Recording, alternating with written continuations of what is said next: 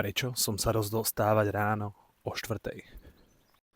Ako som prestal mať závislosť na stimulanty vďaka LSDčku a hubičkám, začal som lepšie a efektívnejšie využívať svoj čas. Regeneráciu mám omnoho kvalitnejšiu a vďaka tomu som sa rozhodol ísť do poriadneho diskomfortu.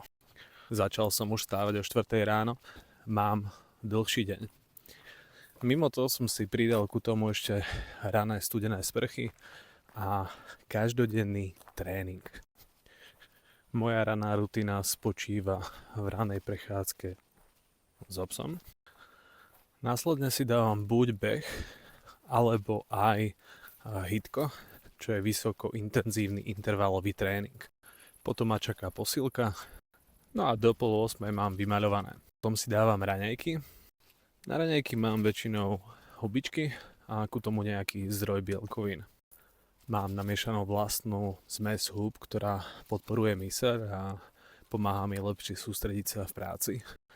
Dochutenú vynikajúcim kakaom a kvalitnou čokoládou. V kancelárii si dám sprchu, samozrejme studenú, ľadovú. A potom ma čaká ešte dýchová metóda Light, Slow and Deep, alebo jednoducho LSDčko. A teraz v ráno, keď mám čas niekedy vstávania, tak už mám odbehaných dokopy 10 km, odcvičený silový tréning. No a za sebou studenú sprchu, ktorú som neznášal a teraz stále ju neznášam, ale prinútim sa.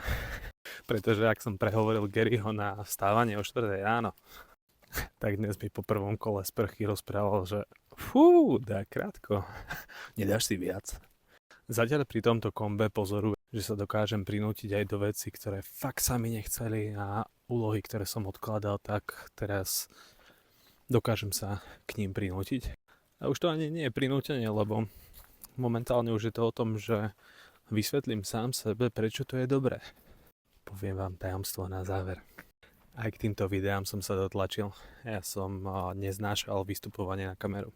Mal som chvíľku taký blok, že level maximum. A nechcelo sa mi, že absolútne, ale absolútne nič. Vyhotovil som si milión plánov a milión diagramov, ako to budem robiť. A nezačal som.